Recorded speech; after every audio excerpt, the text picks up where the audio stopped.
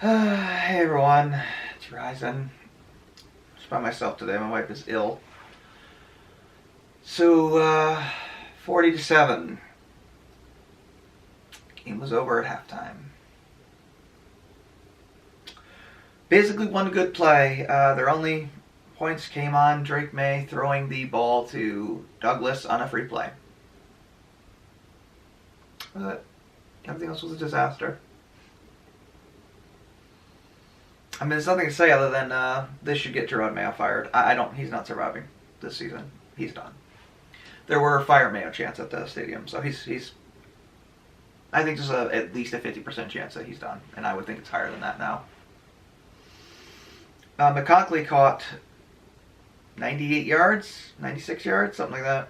94, 8 receptions, 2 touchdowns. The guy they could have had, but they decided to trade with the Chargers to give him to him instead of just taking the good receiver. Yep. Anyway, next week they play the Bills, the JV team, because the Bills have nothing to play for, assuming they beat the Jets tonight, which they will.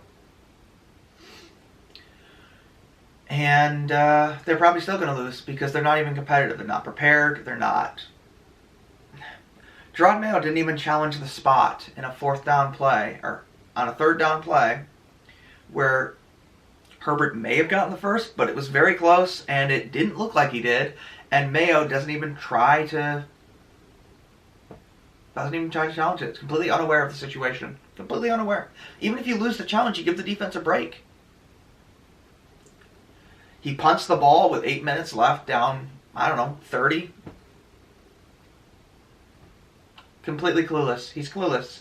AVP called a toss to Douglas. Douglas was lined up at slot receiver.